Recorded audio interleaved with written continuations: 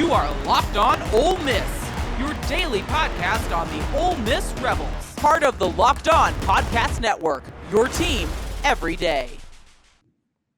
As practice turns to game week and Lane Kiffin and the Ole Miss Rebels get ready for the Georgia State Panthers, there's still some practices going on. There's still some decisions that need to be made, especially the offensive line, but we're not going to jump off of that bridge on a Friday podcast. Enjoy your weekend. But we will talk about the football practice as a whole for a couple of players. I got a couple of notes sent to me. I wanted to relay that to everybody. And the first one is about Jaylon Braxton. We talked about him during camp. Maybe they wanted him at free safety. Apparently, he's back to working at cornerback as the Georgia State prep begins.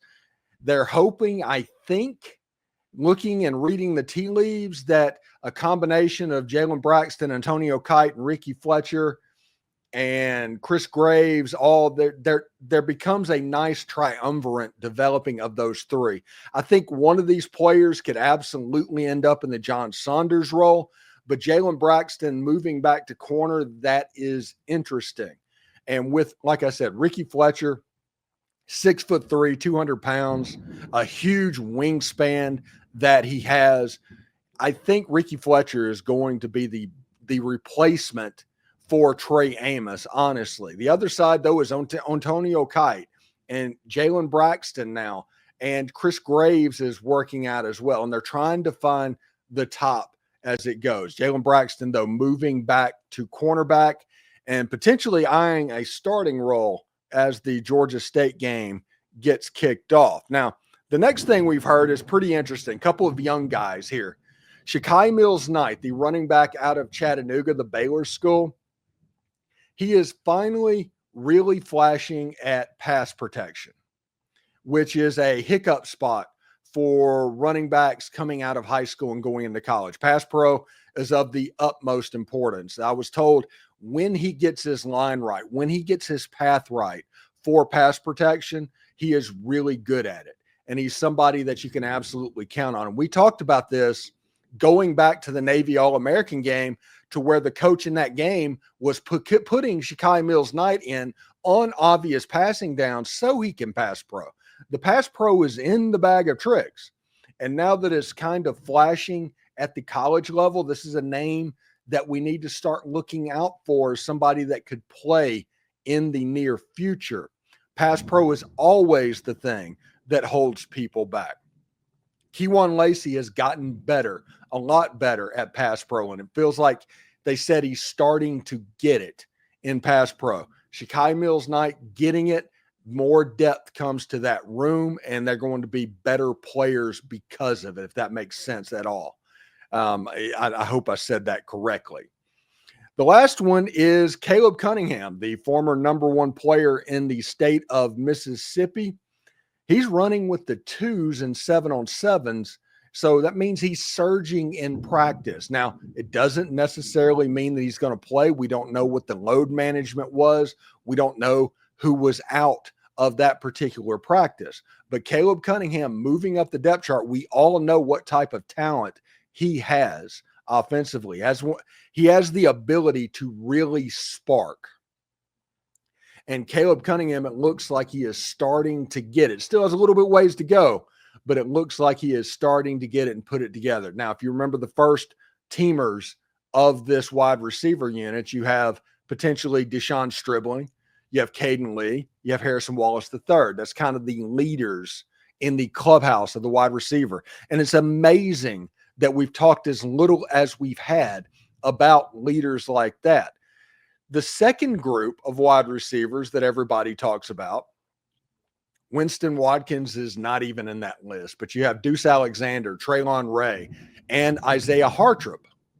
And then you have the freshman after that, Winnie Watkins. You have Dylan Alford, who has had a really good fall at Ole Miss. And then you have Caleb Cunningham, who looks like he's coming up. I just named 9 players that can play wide receiver at Ole Miss. I just named a 3 deep. However it ends up after the Georgia State game, we need to keep an eye on that, because 9 players that are functioning really well on the football team right now. Now, This is all good news for Austin Simmons.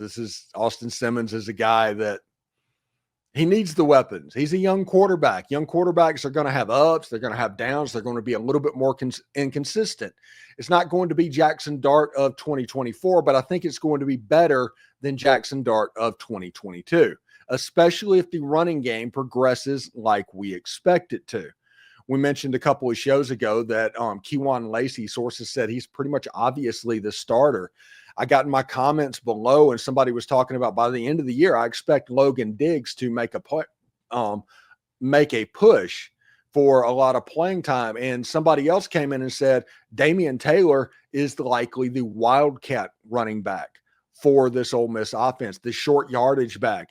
That means there's a 3-back rotation. We've talked about this for the better part of 6 or 7 months about how it just feels like Kevin Smith and Lane Kiffin, they're going to go back to a 3 running back group like they had with Jerry and Ely, Snoop Connor, and Henry Parrish back in 2020 and 2021.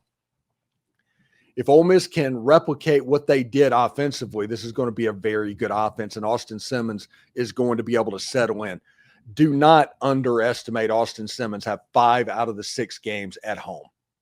That is an absolute major thing. 5 out of the first 6 games at home before you go to Georgia. Now, Kentucky can get a little bit loud. It's an SEC game, the whole 9 yards there, but it's not Athens, Georgia. Athens will be a wake-up call for Austin Simmons, and they are going to be extremely up to play that game.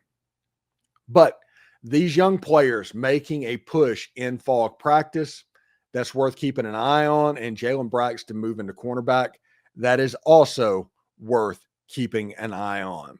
When we come back in our final segment, the SEC's on-again, off-again saga with 9 conference games scheduled feels like Ross and Rachel for Friends all over again. It's exhausting. But the good news, we are getting close to an answer on college football's most tired question. We tell you all about it next. That and Ole Miss trivia right after we come back.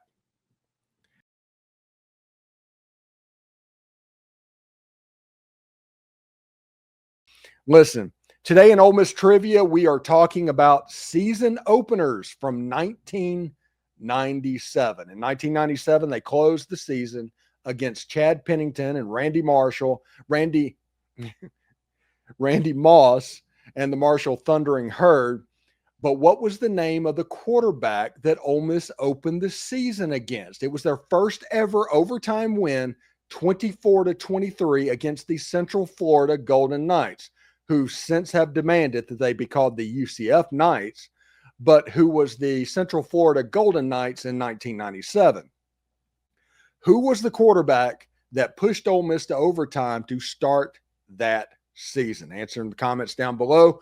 We'll put the answer out on social media a little bit later on today. Thank you for making Locked On Ole Miss your go-to source for Ole Miss sports. We pride ourselves on offering the most comprehensive perspectives, which is why we're the front door of Ole Miss. Do not forget to subscribe, like, and comment. It helps the show, and it's absolutely free. Your support means the world to us. Your second listen, check out The Portal Show. Brian Smith has the latest rumors, portal entries, and signings. Be the most informed fan on the rapid changes to the college football landscape. Find the Portal Podcast on YouTube or wherever you listen to podcasts. Hotty toddy, everybody, and remember, analytics is just the old English word meaning bad football. We'll see you tomorrow.